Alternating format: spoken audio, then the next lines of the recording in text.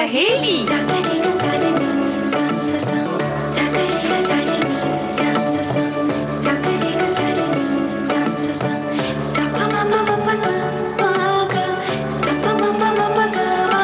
सखी सहेली।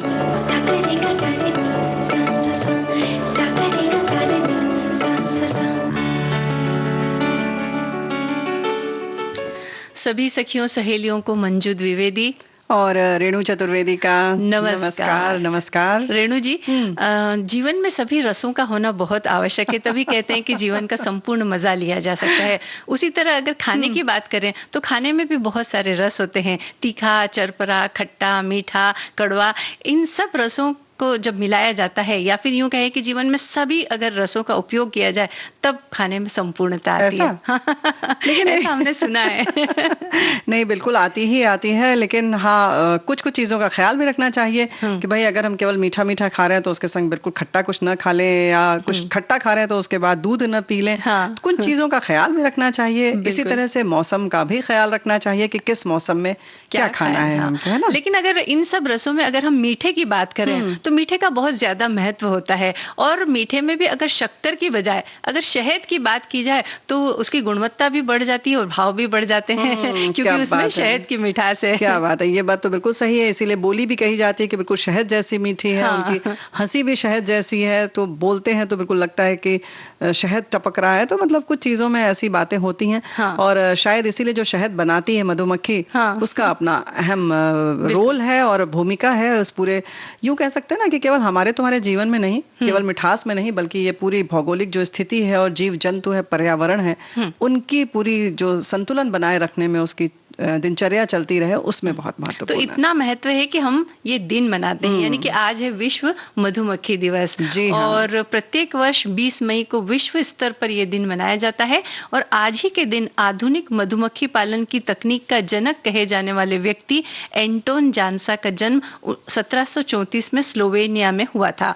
मधुमक्खी दिवस को मनाए जाने का उद्देश्य, जैसा कि आपने बताया, कि एक तो पारिस्थितिकी तंत्र के लिए मधुमक्खियों और अन्य परागणकों के महत्व, योगदान और उनके संरक्षण के बारे में जागरूकता बढ़ाना है। बिल्कुल सही बात है, क्योंकि ये सबसे बड़ी परागण करता है, यानी पॉलिनेटर है ये जी। तो क्योंकि इनसे पॉलिनेशन बहुत अच्छा करती हैं ये सबसे ज्यादा। तो दुनिया के खाद्य उत्पादन की अगर हम बात करें, जो हमने जैसे कहा ना कि पॉलिनेशन बहुत जरूरी है, तो ये लगभग 33 से 35% मधुमक्खियां ही करती हैं। तो इस तरह से हम कह सकते हैं ना मंजू की जो खेती आदि होती है, जो कुछ भी होती है, वो उसमें इनकी बड़ी सक्रिय भूमिका है। तो जैव विविधता के संरक्षण, प्रकृति में पारिस्थितिक जो संतुलन है और प्रदूषण को कम करने में भी सहायक है, इस तरह से देखा जाए तो। और आज के दिन मधुमक्खियों के संरक्षण और मानवता के लिए, यानी हम सब के लिए, हर जीव जंतु के लिए उनके महत्व पर भी प्रकाश डाला जाता है।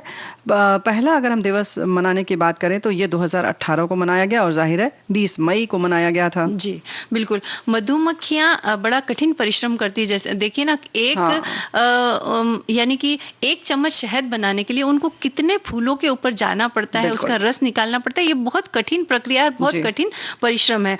तो उनके परिश्रम की वजह से ही प्राणी, पौधे और पर्यावरण लाभान्वित होते हैं। पराग को एक फूल से दूसरे फूल तक ले जाकर मधुमक्खियां और अन्य परागणकर्ता हमारी मदद करते हैं, क्योंकि इसी वजह से हमें फल व बीज बहुतायत में प्राप्त हो पाते हैं। और केवल इतना ही नहीं रेणु जी, अधिक विविधता और बेहतर गुणवत्ता वाले खाद्य पदार्थ भी इसी वजह से हमें प्राप्त होते हैं। बहुत सारी विविधता आ चुकी है, बहुत सारे और प्रयोग, और शायद इन्हीं से हमने सीख भी लिया कि हम और भी नए प्रयोग भी करें। इंसानों ने ये भी क्रॉस पॉलिनेशन जो होता है, उसकी वजह से वो भी हमें इंसान ने इन्हीं की वजह से सीखा है। मधुमक्खियों और पक्षियों की वजह से ही फसलों के उत्पादन में वृद्धि हुई। इनसे कई पौधों से हमें दवाएं मिलती हैं, खाद्य पदार्थ मिलते हैं और बीजों का उत्पादन बढ़ता है, जिसकी वजह से हम नई फसलें आसानी से उगा सकते हैं। यानी मधुमक्खियां हमारे दोस्त भी हैं, बहुत सहायक है, क्योंकि फसलों के उगाने के लिए केवल धूप, मिट्टी और पानी, जैसा कि हम सब जानते हैं कि भाई धूप मिल गई, मिट्टी है, पानी हो गया, ऐसा नहीं है, बल्कि कीट पतंगों और इन मधुमक्खियों का बहुत विशेष योगदान। बिल्कुल, अगर पोलिनेशन नहीं होगा तो उसमें फल नहीं आएंगे, इसके लिए ये बहुत जरूरी है। ऐसे में मधुमक्खियों के महत्व के बारे में जागरूकता फैलाने के लिए और उन्हें खतरों से बचाने के लिए भी ये दिवस मनाया जाता है। लेकिन दुर्भाग्य की बात यह है कि मानवीय गतिविधियों के कारण परागण करने वाले कीट पतंगों का जीवन जो है अब ऐसा लग रहा है कि खतरे में है। उनके महत्व और सुरक्षा को लेकर लोगों में जागरूकता लाना आवश्यक है। मधुमक्खी से जुड़ी जो एक खास बात है वो यहाँ हम बताना चाहते हैं कि ये किसी भी तरह की रोगजनक बैक्टीरिया या वायरस नहीं छोड़ती है। जैसा कि बहुत सारे कीट पतंगों का ये गुण होता है कि वो ऐसे कुछ वायरस छोड़ देते हैं जो हमारे लिए यानी इंसानों के लिए हानिकारक होते हैं। यहाँ तक कि जैसे कि अगर कबूतर से भी अक्सर लोग कहते हैं कि उनको कोई संक्रमण हो गया और वो ऐसे बीमार पड़े कि पूछो मत। लेकिन हाँ, मधुमक्खियां जहां वहां हों, क्योंकि वो बहुत परिश्रम कर रही हैं, तो उन्हें छेड़ा न जाए और उन्हें छोड़ दिया जाए, क्योंकि अगर आपने छेड़ दिया तो आप छिड़ जाएंगे और आप जिस तरह से परेशान होंगे कि कोई बचाने वाला नहीं होता है। मंजू, यहाँ तक कि यहाँ भी हमने देखा है कि कई बच्चे जो हैं वो अपने जान से हाथ धो बैठे। बिल्कुल, बहुत ज्यादा अगर मधुमक्खी ने काट लिया, और जाहिर है कि उन्होंने कहीं ना कहीं उन्हें तंग किया था। लेकिन मधुमक्खी इतनी महत्वपूर्ण है, शायद इसीलिए हम ये बताना भूल गए कि आज हम व्यंजन विधि के बारे में, सत्तू के बारे में बताएंगे। और सभी मधुमक्खियों को ढेर सारी बधाई, और हम सबको भी बधाई कि ये दिवस है आज। और बच्चों की रुचि जाने कि क्यों महत्वपूर्ण है, इसके बारे में बहुत सारी विस्तार से चर्चा करेंगे। बिल्कुल, और सखी विशेष के अंतर्गत शांता कालिदास गांधी की हम बात करेंगे। और आज सुमित्रा नंदन पंत जी की जयंती है, तो इस विषय पर भी हम थोड़ी सी चर्चा करेंगे। लेकिन पहले भंवरे की गुंजन।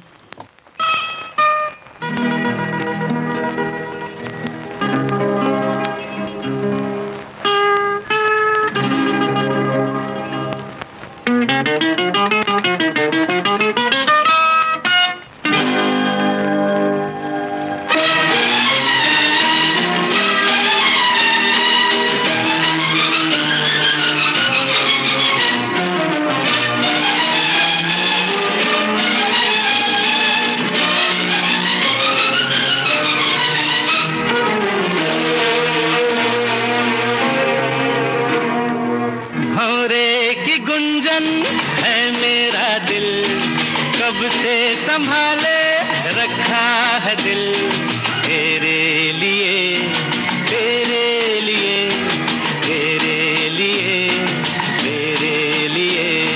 भंवरे की गुंजन है मेरा दिल, कब से संभाले रखा है दिल तेरे लिए, तेरे लिए, तेरे लिए, तेरे लिए।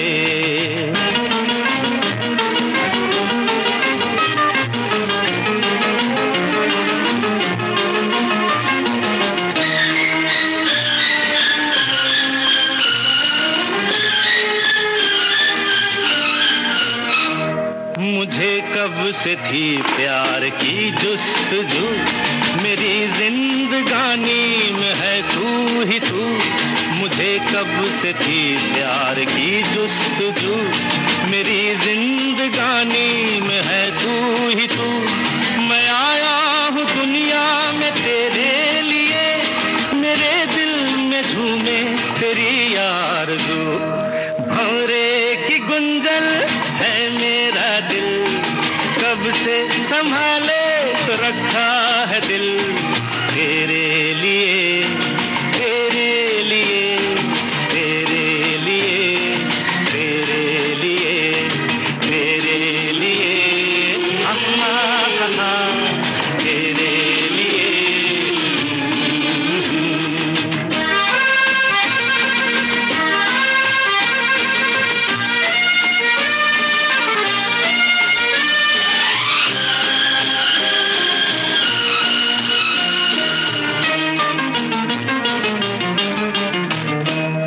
गगन से भी ऊंचा मेरा प्यार है, तुझी पर मिटूंगा ये इकरार है। गगन से भी ऊंचा मेरा प्यार है, तुझी पर मिटूंगा ये इकरार है। तू इतना समझ ले मेरे हम सफर, तेरे प्यार से मेरा संसार है। भंवरे की गुंजन है मेरा दिल, कब से संभाले रखा है दिल तेरे लिए,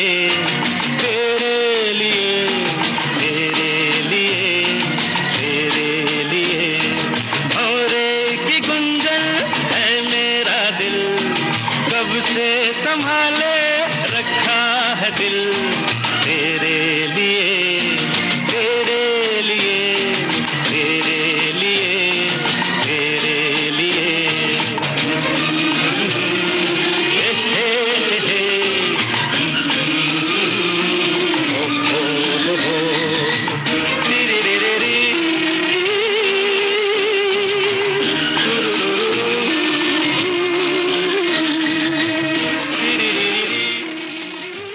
रेणु जी, कल आज और कल इस फिल्म का ये गाना हमने सुना, और साथ ही हम ये भी कहना चाहते हैं कि अगर आप कल, आज और कल को सुरक्षित रखना चाहते हैं तो ये भंवरों की गुंजन और पक्षियों की चहचहाट रहना बहुत जरूरी है, और इसके लिए प्रयास हमें ही करने होंगे। तो भाई ऐसा नहीं है कि केवल आप भंवरों को संभाल कर रखेंगे तो हो जाएगा। उन्हें जो चीज चाहिए वो वातावरण और वो पूरा कहना चाहिए ना कि इको फ्रेंडली एटमॉस्फेयर पूरा आपको बना के रखना है, और पूरी सब चीजों का ख्याल रखना होगा।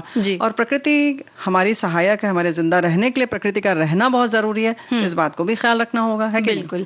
आज सखी विशेष के अंतर्गत हम शांता कालिदास गांधी की बात करते हैं रेणु जी।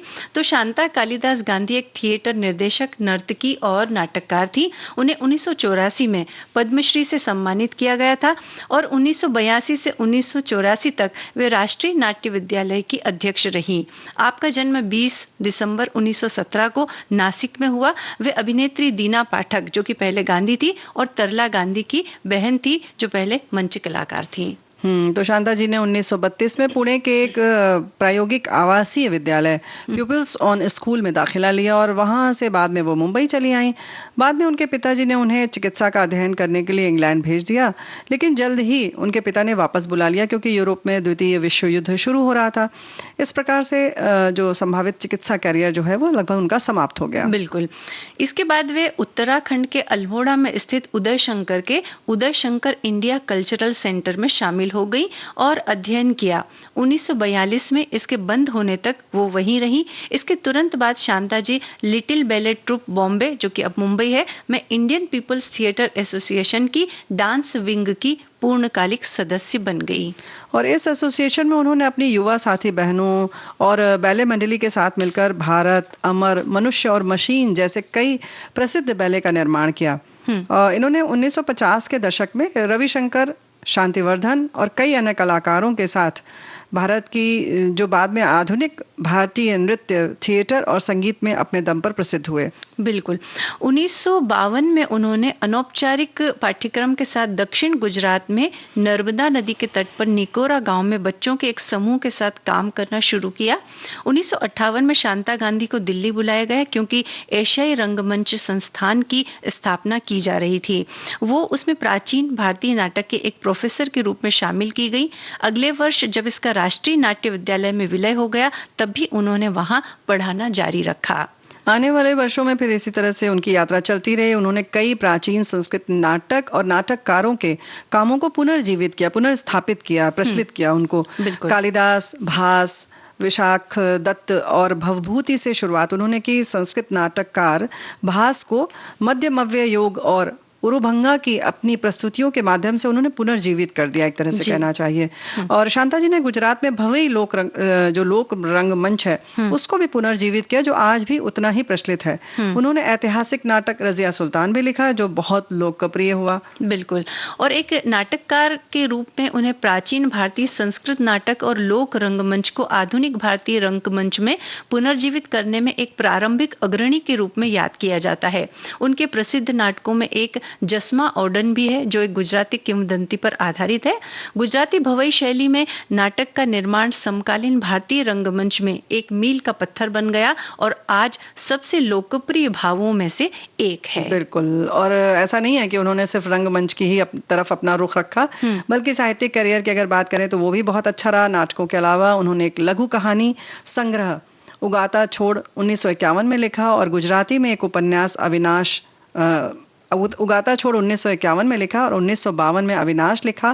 फिर 1948 की उनकी एक रचना जो है गुजरातन ने पगले पगले में प्राचीन और आधुनिक महिलाओं के पूरे चरित्र को रेखांकित किया है, चित्रित किया है। बिल्कुल, उनके योगदान के लिए उन्हें पद्मश्री सम्मान से तो सम्मानित किया गया ही, इसके अलावा निर्देशन के क्षेत्र में उनके योगदान के लिए वर्ष 2001 में उन्हें संगीत नाटक अकादमी पुरस्कार से सम्मानित किया गया और 6 मई 2002 को वे इस संसार से विदा हो गई। और जैसे तुमने कहा था ना, कल, आज और कल, तो ये तो हो गई हमारे अतीत की बात। बहुत समृद्ध रहा है। निखत जरीन जो है मुक्केबाज हैं, जिन्होंने अभी गुरुवार को ही एक 52 किलोग्राम में स्वर्ण पदक हासिल किया, तो देश का नाम रोशन किया। उन्हें ढेर सारी बधाई देते हैं हम, क्योंकि 5-0 से सीधे उन्होंने हराया इस्तांबुल में। ये जो हो रही थी प्रतियोगिता, उसमें उन्होंने एक तरफा फाइनल में थाईलैंड की जिटपोंग जुटामस को ये हराया। और ये तेलंगाना की हैं, इनसे अभी बहुत सारी उम्मीदें हैं। वैसे तो बहुत लंबा इतिहास है, ये 4 साल में ये पहली बार स्वर्ण पदक आया है हमारे देश में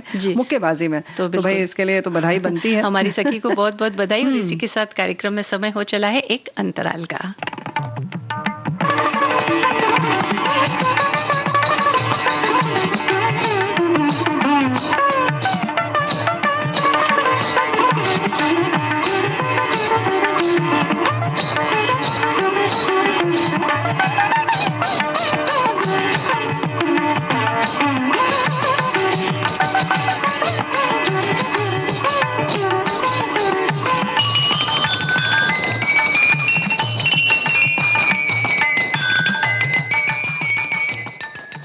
अंतराल का समय पूरा हो चुका है रेणु जी, और अब सुनते हैं एक गीत। बिल्कुल। मेरे बैरागी भंवरा मुझे तड़पाना, कली के चूटे से दिल को ठेस लगाना।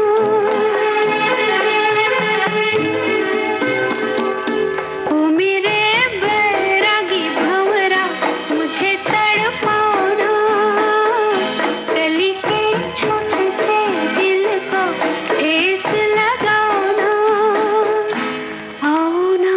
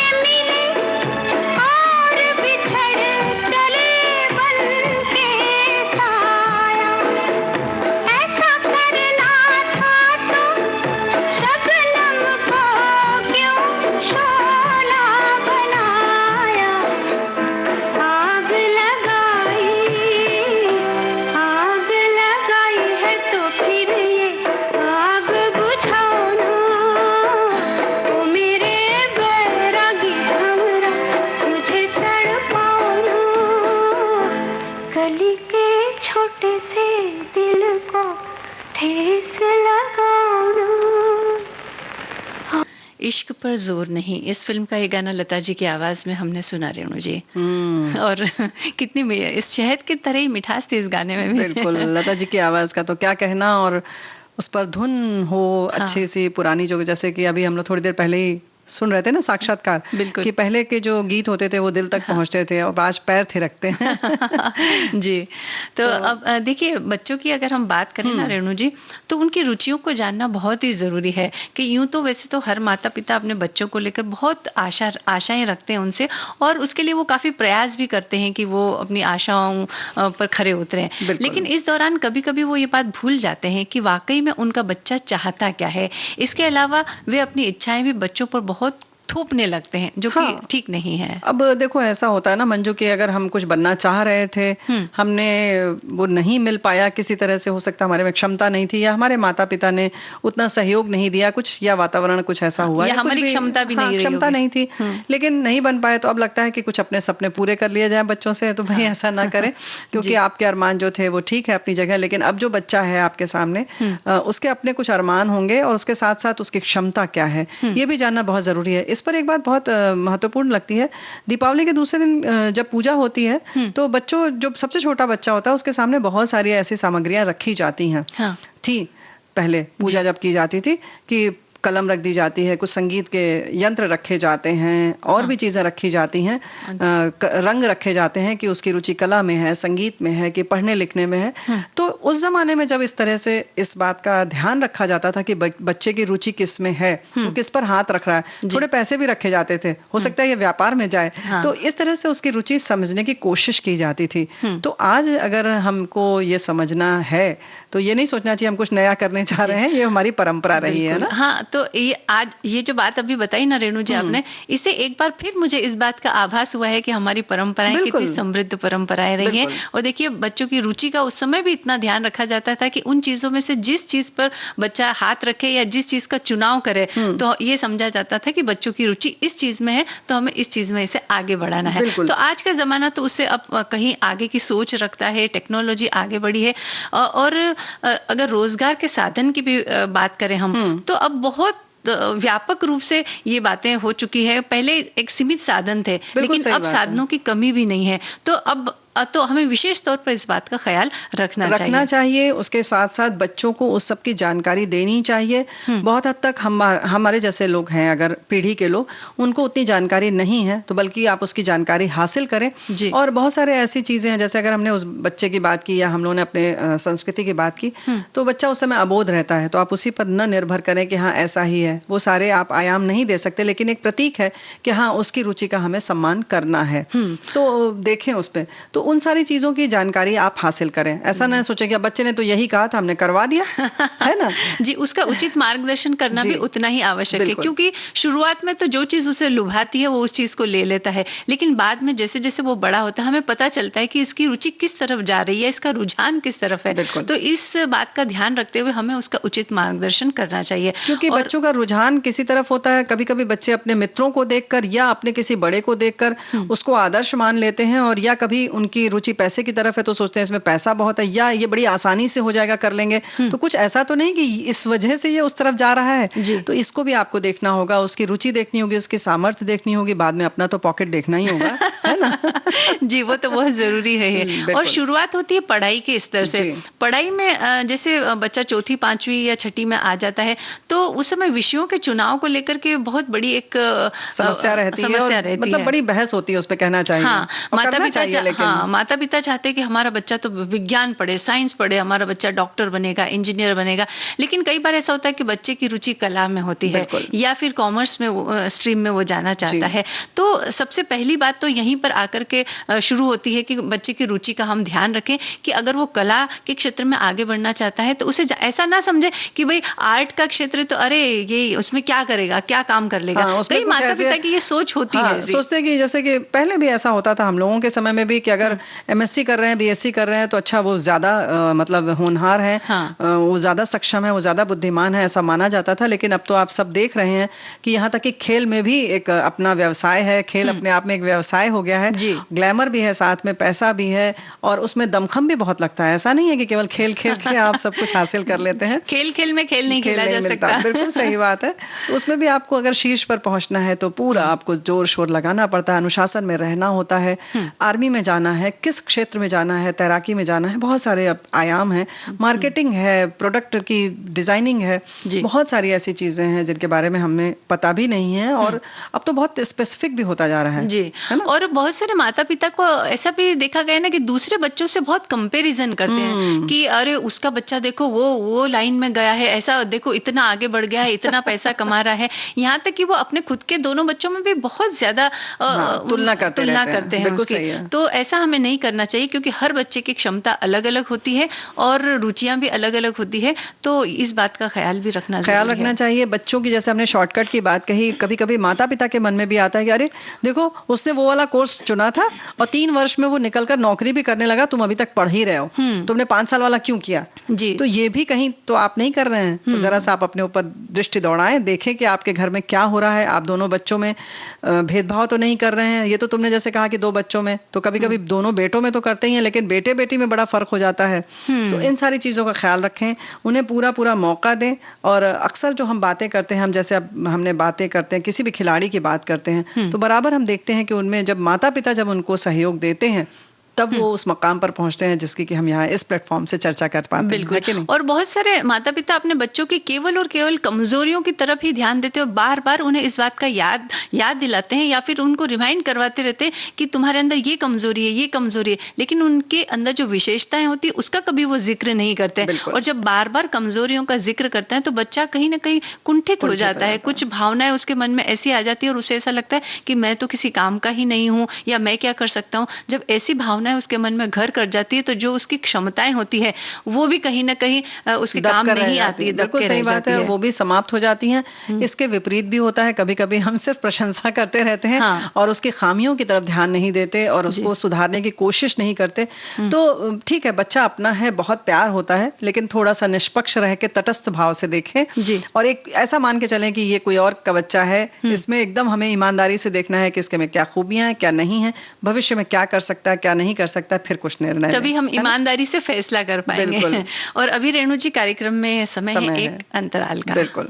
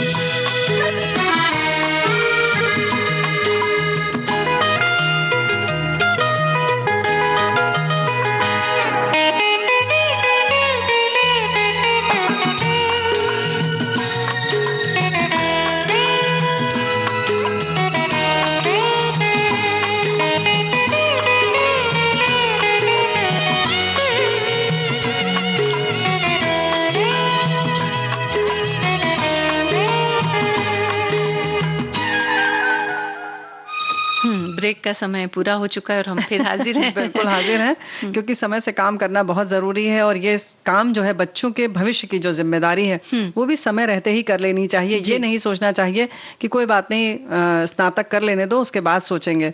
तो शुरू से अगर आप दृष्टि रखेंगे तो आपको समझ में आ जाएगा बिल्कुल कि बच्चा क्या करना चाह रहा है और क्या कर सकता है और आप किस हद तक उसकी मदद कर सकते हैं। और समय से करने की जो बात करी ना रेणु जी अभी आपने, तो मुझे एक बात का ख्याल आया कि हम अक्सर क्या होता है ना कि जैसे घर में माता पिता दादा दादी वगैरह है, घर का कोई एक बड़ा व्यक्ति बच्चों को किसी बात के लिए टोकता है और कहता है कि देखो ये तुम काम समय से किया करो, तो दूसरे लोग जो होते हैं बड़े प्यार करते हैं बच्चों से और इसी प्यार के वशीभूत होकर के वो ये बात कहते हैं अरे रहने दो, कर लेगा ना, थोड़ा बड़ा होगा उसके बाद कर लेगा। तो ये जो बात है ये कहीं ना कहीं ठीक नहीं है। अगर एक व्यक्ति कोई बात समझाइश के हिसाब से कह रहा है तो उसे कह लेने दीजिए, ताकि वो भी अगर सोच समझ कर ही कह रहा है और अगर जो काम समय पर करना है वो नहीं हो पाएगा तो आपने जैसा कहा कि बहुत देर हो जाएगी करियर बनाने में, पढ़ाई में या व्यवसाय में देर भी हो सकती है। देर हो सकती है। इसलिए जैसे तुमने कहा कि कर कोई काम कह रहे हैं तो एक तो अगर गलत भी कह रहे हैं कोई बड़े, तो बड़ों के सामने दूसरे बड़े को न टोके तो ज्यादा बेहतर है। बच्चों में ये आदत पड़ जाती है कि अच्छा ये तो आपस में इनकी नहीं है, जम रही है तो हम भी कभी भी कुछ भी मना कर सकते हैं। हाँ, तो एक ने कहा तो दूसरे के पास काटने की आदत नहीं रहनी चाहिए। दूसरा एक बात और है कि धीरे धीरे इस तरह से बचपन से जिम्मेदारियां देते रहना चाहिए, तभी हम भविष्य के प्रति भी बच्चे जिम्मेदार होंगे। काम छोटे छोटे ही हों, जैसे कि अपना बस्ता रखना है, खाना खा के उठना है तो बर्तन हटाना है, या पानी अपने आप लेना है, अगर पानी पी ले तो गिलास सही जगह पे रखना है। इन सारी चीजों का जो है ना एक तरह से कह सकते हैं जिम्मेदारी ही है। तो जिम्मेदारी का जो है ना बीज जो है वो आप शुरू से डालते रहेंगे बच्चों में, तो बड़ी बड़ी जिम्मेदारियां उन्हें बड़ी आसानी से मतलब कर लेंगे पूरी। फिर देखिए कितने भविष्य में मजबूती से आगे बढ़ेंगे, उनके पैर मजबूत रहेंगे और उनके पैर मजबूत तो हम सब मजबूत। बिल्कुल, हमारी भी जिम्मेदारी है रेणु जी कि बातों के बीच गातों का तड़का लगता रहे। जी हाँ।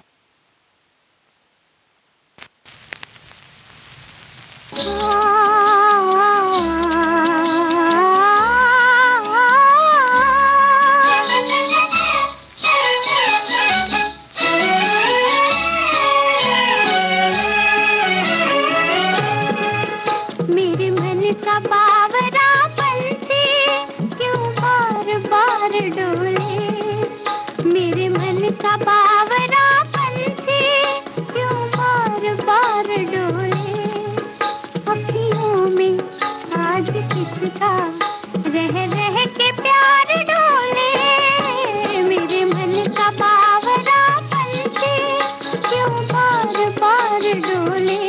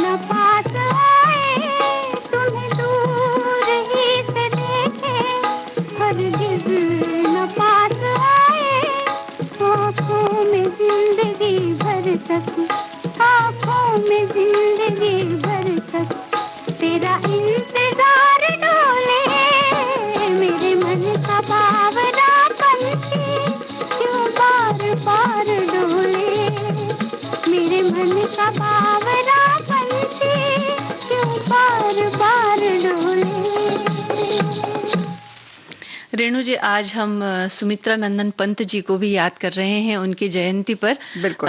सुमित्रा नंदन पंत जी हिंदी साहित्य में छायावादी युग के 4 प्रमुख स्तंभों में से एक हैं और उनका जन्म कौसानी बागेश्वर में हुआ था। झरना, बर्फ, पुष्प, लता, भ्रमर गुंजन, उषा किरण, शीतल पवन, तारों की चुनरी, ये सब सहज रूप से उनके काव्य के उपादान बने और निसर्ग के उपादानों का प्रतीक व बिंब के रूप में प्रयोग उनके काव्य की विशेषता रही है। और वहीं उनका व्यक्तित्व भी बहुत आकर्षक था। जैसे कि उनकी काव्य की खास विशेषता थी, वैसे ही गौर वर्ण, सुंदर सौम्य मुखाकृति, लंबे घुंघराले बाल, ये सब उन्हें सभी से बिल्कुल अलग मुखरित करता था। बहुत आकर्षक व्यक्तित्व था उनका। और उनके साहित्य सृजन की बात करें तो 7 वर्ष की उम्र में जब वे चौथी कक्षा में ही पढ़ रहे थे तब उन्होंने कविता लिखना शुरू कर दिया था। वर्ष 1900 में उनका जन्म हुआ था और 1918 के आसपास तक वे हिंदी के नवीन धारा के प्रवर्तक कवि के रूप में पहचाने जाने लगे। यानी बहुत कम उम्र थी, 18 वर्ष की उम्र में। 1926 में उनका प्रसिद्ध काव्य संकलन पल्लव प्रकाशित हुआ। 1938 में उन्होंने रूपाभ नामक प्रगतिशील मासिक पत्र निकाला। 1950 से 1957 तक वे आकाशवाणी से जुड़े रहे और मुख्य निर्माता के पद पर उन्होंने कार्य किया। वाणी तथा पल्लव में संकलित उनके छोटे गीत विराट व्यापक सौंदर्य तथा पवित्रता से साक्षात्कार कराते हैं। उनकी साहित्यिक यात्रा के 3 प्रमुख पड़ाव हैं। पहले तो वे कि छायावादी हैं, फिर दूसरे में वो समाजवादी आदर्शों से प्रेरित प्रगतिवादी हो जाते हैं और फिर तीसरे पड़ाव में अगर हम उन्हें देखें तो वो अरविंद दर्शन से प्रभावित है, अध्यात्मवादी हो जाते हैं। तो इस तरह से वैसे तो कवि के रूप में जाने जाते हैं, लेकिन कुछ उनकी और भी सुमित्रानंद पंत की बात अगर हम करें तो उनकी काव्य कृतियां हैं ग्रंथि, गुंजन, ग्राम्या, युगांत, स्वर्ण किरण, स्वर्ण धूलि, कला और बूढ़ा चांद, लोकायतन, चिदंबरा, सत्यकाम आदि। बिल्कुल। उनके जीवन काल में उनकी 28 पुस्तकें प्रकाशित हुई, जिनमें कविताएं, पद्य, नाटक और निबंध शामिल है। उन्होंने ज्योत्सना नामक एक रूपक की रचना की है। उन्होंने मधुज्वाल नाम से उमर खयाम की रुबाइयों के हिंदी अनुवाद का संग्रह निकाला था और डॉक्टर हरिवंश राय बच्चन के साथ संयुक्त रूप से खादी के फूल नामक कविता संग्रह प्रकाशित करवाया। क्योंकि भाई प्रयागराज में रहते थे दोनों। जी। चिदंबरा के लिए 1968 में ज्ञानपीठ पुरस्कार से सम्मानित किया गया और उसके संग संग काला और बूढ़ा चांद के लिए 1960 में साहित्य अकादमी पुरस्कार से सम्मानित किया गया। 1961 में उन्हें हिंदी साहित्य सेवा के लिए पद्म भूषण से सम्मानित किया गया। बिल्कुल, आज उनकी जयंती पर हम उन्हें नमन करते हैं। और रेणु जी, अब थोड़ी सी आहार की बात भी कर ली जाए। हाँ, बिल्कुल कर ली जाए, लेकिन उससे पहले ये भी बता दें कि भारत सरकार ने उनके सम्मान में डाक टिकट भी जारी किया था। तो बड़े साहित्यकार और बहुत उम्दा लिखा, एक तरह से एक विविधता बहुत है उनकी रचनाओं में, ये बड़ी अच्छी बात है जी। लेकिन अब विविधता की बात आती है तो हम लोग भोजन में भी बड़ी विविधता ढूंढते हैं और सत्तू के बारे में हमारे बहुत सारे साथियों ने अपने अपने ढंग से लिखकर भेजा है, क्योंकि सत्तू भी कई तरह से बनता है। चना, जौ का बनता है, कुछ लोग केवल चने का सत्तू खाते हैं, कुछ उसमें और भी आहार अनाज मिला लेते हैं भुनकर। और गर्मी में सत्तू का महत्व कुछ ज्यादा बढ़ जाता है। इसका कारण यह है कि गर्मी के दिनों में सत्तू किसी एक वरदान की तरह होता है और इसके फायदों की वजह से इसे संपूर्ण आहार भी कहा जाता है। और ये केवल स्वादिष्ट ही नहीं होता बल्कि ये पौष्टिक भी बहुत होता है और इससे पेट भरने के साथ साथ आहार की जो एक तृप्ति होती है वो भी हमें मिल जाती है। अनाज है ना पूरा। हाँ। और दूसरी बात यह है कि गर्मी के दिनों में जब हम बाहर जाते हैं, कोई दूसरा भोजन अगर हम लेकर के जाए तो उसके बहुत जल्दी खराब होने की संभावना बनी रहती है। तो ये एक ऐसा खाद्य पदार्थ है कि इसे आसानी से कई दिनों तक बिना किसी प्रिजर्वेटिव के रखा जा सकता है। हम अपने साथ रख सकते हैं और इसे बनाने के लिए किसी विशेष चीज की जरूरत नहीं पड़ती। अगर आपके पास में पानी है तो पानी में घोल के पी सकते हैं आप, दूध है तो दूध में घोल करके पी लीजिए, या कई लोग ऐसा भी करते हैं कि इसमें कुछ मसाले वगैरह मिला करके, प्याज वगैरह काट करके इसका एक घोल जैसा बना करके उस तरह से भी इसे खाया या पिया जाता है। बिल्कुल। और इसी तरह से इसमें पाचक जैसा जो नमक आता है, जीरा और ये सब पड़ा हुआ, वो सब भी मिलाकर सीधे सादा पानी में भी घोल के पिया जा सकता है। तो इसलिए ज्यादा दिन चलता है। जो आज का डिब्बा बंद आहार आता है, ये कह सकते हैं कि हमारा पुरातन काल का जो है डिब्बा बंद आहार है और इंस्टेंट भी है, फास्ट फूड कह सकते हैं इसको, क्योंकि इसको इसके लिए कहते हैं घोला खाया और बढ़ गए। तो आप अपने गमछे में उसको बांध लेते हैं लोग और एक तरफ गुड़ बांध लिया एक तरफ कोने में और एक तरफ वो बांधा और कहीं भी पानी मिला। कुछ लोग तो जब पुराने लोग भाई साफ सुथरा अगर कपड़ा लेकर चले तो कपड़े पे ही उसको सान लिया और उसकी लोई बना के खा लिया। तो इस तरह से भी खा सकते हैं। तो आपको किसी भी साधन की जरूरत नहीं है उसके उसके लिए कि कोई बर्तन चाहिए, कोई खास जगह चाहिए, कोई ईंधन चाहिए, कुछ भी नहीं चाहिए। कितनी विविधता है देखिए एक ही खाद्य पदार्थ में। और हमारे बड़े बुजुर्ग कितने समझदार थे कि उन्होंने इस बात का भी ख्याल रखा कि जब आप बाहर जाएं तब ऐसी कौन सी वस्तु साथ में लेकर के जाएं तो जिसको जब पकाने की जरूरत ना पड़े और जो खराब ना हो और आसानी से आप अपने वो यात्रा के दिन भी काट सके, पेट भी भर जाए। और सबसे बड़ी बात ये बहुत पाचक होता है, पेट के लिए भी अच्छा होता है। तो जब बाहर जाते हैं तो हाजमा कई बार दुरुस्त नहीं भी होता है, तब भी अगर ये खा लिया जाए तो भी कोई नुकसान नहीं होता। खासतौर से चने का जो सत्तू होता है आज के समय में, खासतौर से जो गर्मी का मौसम है, इसमें कुछ लोग नमकीन इसका शरबत बनाकर पीते हैं, कुछ लोग उसको शक्कर में केवल 2 चम्मच लीजिए, 1 गिलास में गुड़ या शक्कर मिला के, पानी पूरा मिला के, डाल सकते हैं, शहद भी डाल सकते हैं तो वो घोल सकते हैं। या तो नमकीन बनाना हो तो नमक, भुना जीरा और थोड़ा सा काला नमक या मिला के आप उसको पी लीजिए, तो एक पूरा आहार हो जाता है। हाँ, तो सबसे पहले हम कुछ व्यंजन बता दें। बिल्कुल, सत्तू थाली पीठ हम बताते हैं। उसके लिए सामग्री हमें चाहिए 1 कप सत्तू, जो कि चने या जौ का जिसका भी आपके घर में हो या बनाते हो आप वो ले सकते हैं। 1 प्याज लीजिए, 2 हरी मिर्च, 2 चम्मच हरा धनिया लीजिए, 1 चम्मच थोड़ा सा दही लीजिए, आधा टीस्पून आप काली मिर्च ले लीजिए, 1/4 टीस्पून हल्दी, नमक स्वाद के हिसाब से और तेल आवश्यकता के हिसाब से लीजिए। अब बनाना कैसे ये भी बता देते हैं। प्याज, हरी मिर्च, हरा धनिया बारीक काट लें और इन्हें सत्तू में डालकर शेष मसाले, दही और 1 टेबल स्पून यानी कि 1 चम्मच तेल मिलाकर पानी की मदद से नर्म आटा गूंथ ले, जैसा कि हम रोटी के लिए गूंथते हैं उस तरह का गूंथ ले। अब नॉन स्टिक तवे पर या फिर जो लोहे का तवा है तो वो भी चल जाएगा, उस तवे पर थोड़ा सा सत्तू का मिश्रण रखकर अंगुलियों से उसे थपथपाकर गोलाई में फैला दें और हाथ में हल्का सा पानी लेकर गीला करते हुए अगर इस मिश्रण को हम फैलाएंगे तो ये बड़ी आसानी से फैल जाएगा, कोई दिक्कत इसमें नहीं आएगी। और जब रोटी की तरह आप इसे पूरा फैला लें तो बीच बीच में थोड़े से इसके अंदर छोटे छोटे छेद कर दीजिए उंगली की सहायता से, ताकि उसके अंदर तेल डालें तो वो तेल चारों तरफ फैल सके। और इस तरह से उसे फैला करके थोड़ा सा तेल डालिए और दोनों तरफ धीमी धीमी आंच पर उसे सेक लीजिए। और जब थोड़ा सा ये करारा हो जाए थाली पीठ तो इसे उतार लीजिए और फिर किसी भी चटनी के साथ या ऐसे भी खा लीजिए। दही से भी खा सकते हैं आप, आपकी जैसी मर्जी हो वैसे आप खा सकते हैं। सत्तू के लट्टू बता दें, सबसे आसान है वैसे। बिल्कुल बताइए। सत्तू चूंकि भुना हुआ जौ हो चाहे भुने हुए चना हो, इसका बनता है, इसलिए आपको इसको भुनने की जरूरत नहीं है। इसमें सादा सा आप देशी घी पिघला लें, बिल्कुल, और शक्कर पीसी हुई अगर आपको पसंद है या बूरा आपको पसंद है, जो भी आपको पसंद है वो ले लें। और सबसे आसान है, उसको बस मिलाना है, कहीं भुनने की जरूरत नहीं है क्योंकि ये पहले से ही भुना हुआ है, वो भी बेक्ड है। कह सकते हैं ना भरभूजे या जो भूनते हैं ना कढ़ाई में, जो बालू में, वैसे भुना हुआ है तो उसकी सौंधाहट अलग होती है। इसलिए इसमें सीधे आपको बस कड़क करके यानी मतलब पका कर घी को डालना है जितना आप चाहते हैं और शक्कर मिला दीजिए और लड्डू बांध दीजिए, बस तैयार हो गया। अगर आपको मेवा मिल उस पर सजाना है तो वो सजावट आप कर सकते हैं, छोटी इलायची भी डाल सकते हैं। लेकिन भाई अगर व्यक्तिगत तौर पे मुझसे पूछा जाए, सत्तू की खुशबू इतनी अच्छी लगती है कि उसके साथ किसी भी मेवे इलायची की जरूरत महसूस नहीं होती है। बिल्कुल बिल्कुल।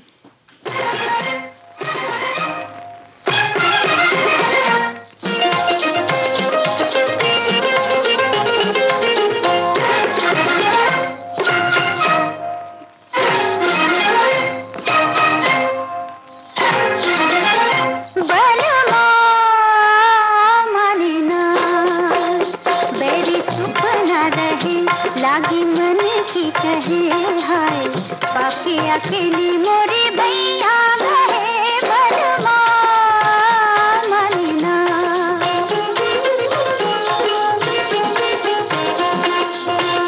बैरी चुप न रहे, लागी मन की कहे हाय, बाकी अकेली मोरी भैया गए बलमा मालिना।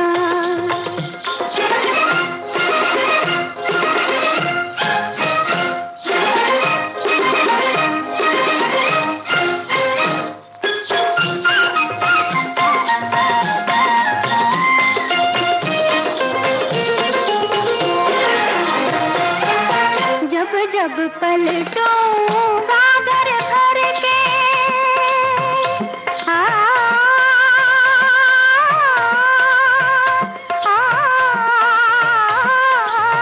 जब जब पलटूंगा घर भर के, लट रह जाए मुख पे बिखर के।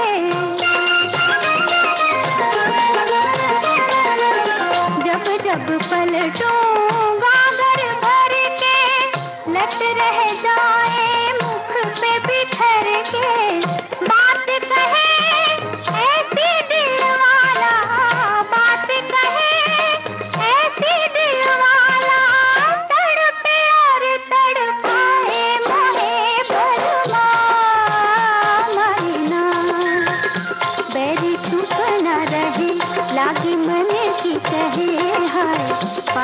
अकेली मोरी भैया गए बलमा मरीना।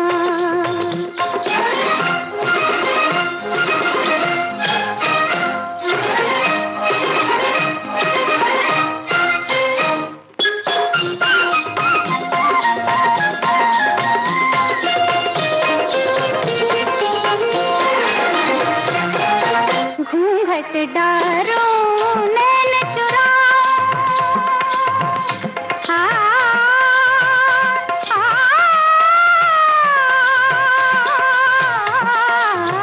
घूंघट डारो नैन चुराओ, घबराहट में राह न पाऊं, वो बाबा रतिया मत वाला, वो बाबा रतिया मत वाला, सुने न मोरी अपनी ही कहे बलमा मरीना। बैरी चुप न रहे लागी मन की कहे हाय पाके अकेली। ये तो ओपेरा हाउस फिल्म का गाना हमने सुन लिया रेणु जी, बहुत ही प्यारा गीत। हाँ, लेकिन अपने हाउस में आप और क्या सत्तू से बना सकते हैं ये भी और बता देते हैं। लेकिन गीत के बाद तो ऐसे दिल करता है कि बस गाना सुनते रहो। ये वाला जो थिरकता हुआ गीत था ना मंजू, हाँ। फिर रसोई घर में जाने का दिल कहाँ करता है। लेकिन रेणु जी, महिलाओं के लिए तो सच्चाई यही होती है कि उनका अधिकतर समय जो है वो रसोई घर में ही बीतता है, तो और अनेक तरह के व्यंजन भी उन्हें प्रयोग करते रहने पड़ते हैं, बनाने पड़ते हैं, नहीं तो घर के लोग ये कहने लगते हैं आप रोज रोज यही क्या सब्जी बनाते हो, क्या सब्जी रोटी बनाते हो, कुछ और भी बनाया करो। सच बात है। तो चलिए अब सत्तू उत्तपम कैसे बनाया जाए ये हम जान लेते हैं। उसके लिए सामग्री जो चाहिए वो है आधा कप सत्तू का आटा, आधा कप सूजी, 2 चम्मच दही चाहिए, 2 चम्मच मटर के दाने दरदरे पिसे हुए, 2 चम्मच किसी हुई गाजर, जरा सा सोडा, खाने का जो सोडा होता है वो, नमक स्वाद के हिसाब से लीजिए, 4-5 कड़ी पत्ते लीजिए, और 1/4 चम्मच अदरक का पेस्ट, चुटकी भर हींग चाहिए, छोंक के लिए राई चाहिए। इतनी सामग्री चाहिए। अब इसकी विधि हम बता देते हैं। तो सबसे पहले तो सत्तू में सूजी, दही और नमक मिलाकर पानी की सहायता से इसे अच्छी तरह से फेंट ले और 15 मिनट के लिए ढक करके इसे रख दें। उसके बाद एक पैन में तेल गरम करके उसमें राई का तड़का लगाएं, फिर कड़ी पत्ते, मटर, गाजर ये सब डाल करके थोड़ा सा चला लें और ये छोंक उत्तपम के मिश्रण में डाल देना है। मिश्रण डालने के बाद एक बार फिर से उसे अच्छी तरह से मिक्स कर लीजिए। उसमें हरा धनिया, बारीक कटी हरी मिर्च, अदरक का पेस्ट ये सब मिला लें और अंत में उसमें थोड़ा सा सोडा मिला लें। अब क्या करना है कि एक नॉनस्टिक तवा लीजिए, उस पर तेल लगाइए और इस मिश्रण को फैलाकर दोनों तरफ से सेक लें और उत्तपम बना लीजिए। तैयार है, किसी भी चटनी के साथ खाइए इसे। क्या बात है। तो भाई ये कहना चाहिए ना, नया पुराने का फ्यूजन हो गया। हाँ। या यूं है कि उत्तर भारत का और दक्षिण भारत का फ्यूजन हो गया, और इस तरह से हम इसका प्रयोग कर सकते हैं। और हमारे एक साथी ने लिखा है कि भाई बुआ जी, मैंने अभी जल्द ही चना और गेहूं का सत्तू आटा घर पर ही तैयार किया है, लेकिन इसके व्यंजन को बनाना नहीं जानती। तो भाई आता है तो ये अच्छी बात है कि अभी जैसे मंजू तुमने बताया तो ये बना सकते हैं आराम से। बिल्कुल। तो बनाइए, खाइए, खिलाइए। और सत्तू का पराठा तो बड़ा कहना चाहिए कि बहुत प्रचलित है, सभी जानते होंगे, लेकिन फिर भी सबका थोड़ा थोड़ा तरीका अलग होता है। तो इसके लिए गेहूं का आटा लेना है आपको, जितनी आपके घर में जरूरत हो।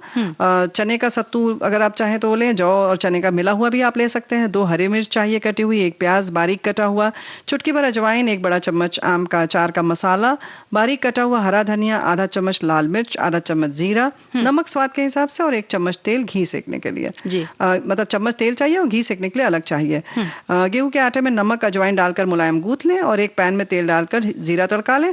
फिर उसमें हरी मिर्च, प्याज डालकर हल्का सा सेक लें उसको। उसमें थोड़ा नमक, लाल मिर्च और अचार का मसाला जो हमने बताया आम का, वो डालकर मिश्रण को ठंडा कर लें। पहले तो मिला लें, फिर ठंडा कर लें, फिर उसमें सत्तू मिला दें। इस तरह से अब भरावन तैयार हो गया।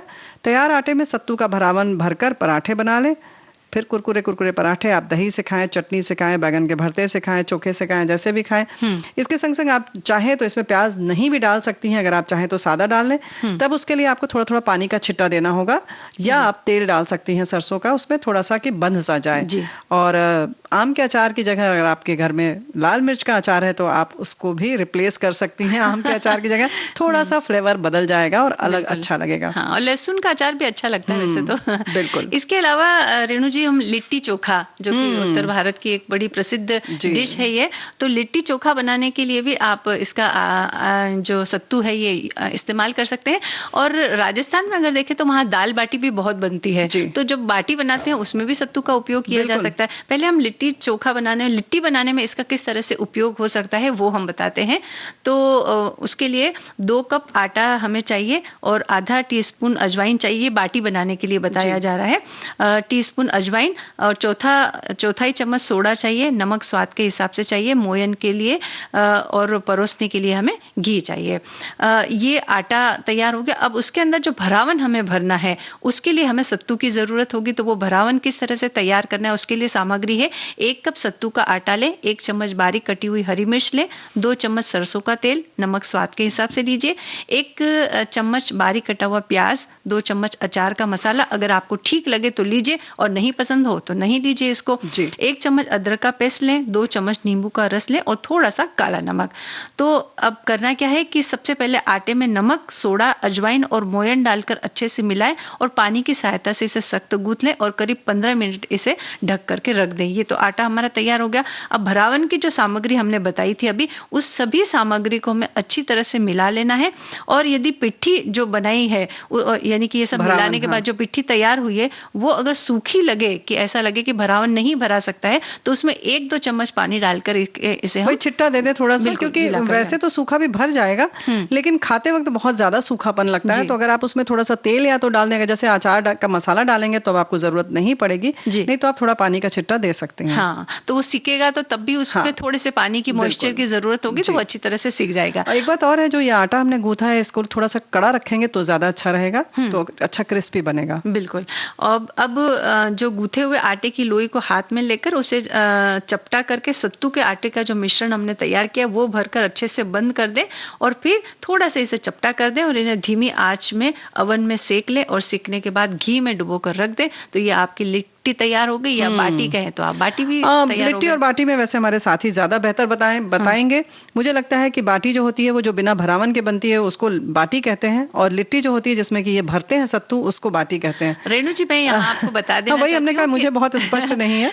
राजस्थान में जो बाटी बनती है ना, वो भी अलग अलग तरह के भरावन बनके, उसमें कई बार लोग आलू का मसाला भर के भी उसकी बाटी बनाते हैं, लेकिन इसीलिए उसको लिट्टी कहते हैं। दोनों में इसीलिए फर्क होता है नाम में, वहां नहीं प्रचलित होगा, लेकिन जहां भरावन होता है शायद उसको, भरावन अलग अलग तरीके का, सब तरीके का होता है। ये बात बिल्कुल सही है। वैसे हमारे एक साथी ने बहुत अच्छा लिखकर भेजा है, कजरी तीज के दिन हमारी बेटी के ससुराल में एक दिन व्रत रखकर सारा दिन सिर्फ सत्तू खाते हैं, चावल का, चने का, जौ का, जो मन हो। अच्छा। तो भाई इतनी तरह के सत्तू भी होते हैं, कितनी अच्छी बात है। चलिए फिर कभी उस तरह के सत्तू की बात करेंगे। फिलहाल गीत सुनते हैं जी।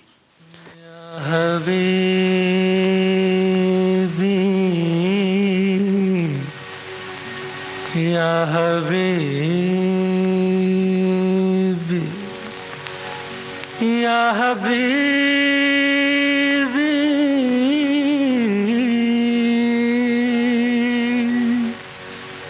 या हबीबी,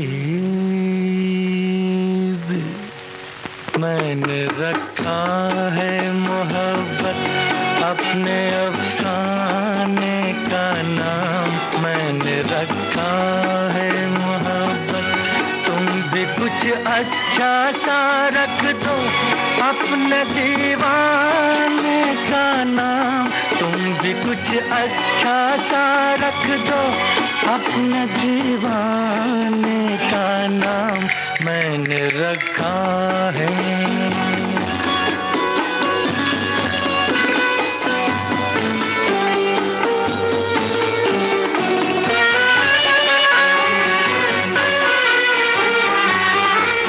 किस कदर खूबसूरत है तेरे दीदार की दुनिया, मेरी नजरों की जन्नत है जुल्फ़ो रुखसार की दुनिया, किस कदर खूबसूरत है तेरे दीदार की दुनिया, तुम्हें पहचाना है खुदा को समझ समझा है, खुदा को जाना है। मैंने रखा है मोहब्बत अपने अफसाने का नाम, मैंने रखा है।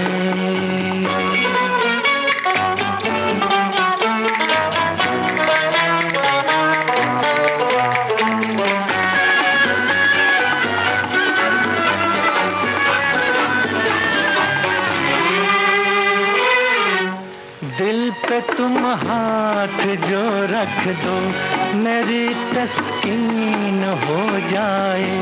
जान मन जिंदगी मेरी कुछ तो रंगीन हो जाए। दिल पे तुम हाथ जो रख दो, मेरी तस्कीन हो जाए। नजर मिल जाने दो, कयामत आती है, कयामत आने दो। मैंने रखा है मोहब्बत अपने अफसाने का नाम, मैंने रखा है मोहब्बत। तुम भी कुछ अच्छा सा रख दो अपने। शबनम फिल्म का गाना मोहम्मद रफ़ी की आवाज़ में हमने सुना रेणु जी। और अब हमारी नज़र जो है लिट्टी चोखा से हटकर घड़ी की तरफ चली गई है और घड़ी ने हमें इशारा किया है कि आज के कार्यक्रम को हमें यहीं विराम देना होगा। तो पेट भर जाता तो यही होता है। चलो जी, फिर मुलाकात होगी इस उम्मीद के साथ। चलिए आज के कार्यक्रम का समापन करते हैं। इजाजत दीजिए आप सभी को। मंजू द्विवेदी और रेणु चतुर्वेदी का नमस्कार।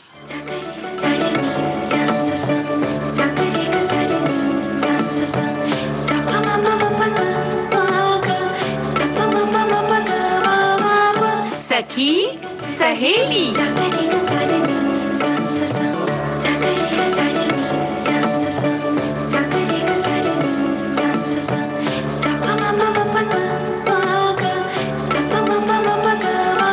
सखी सहेली।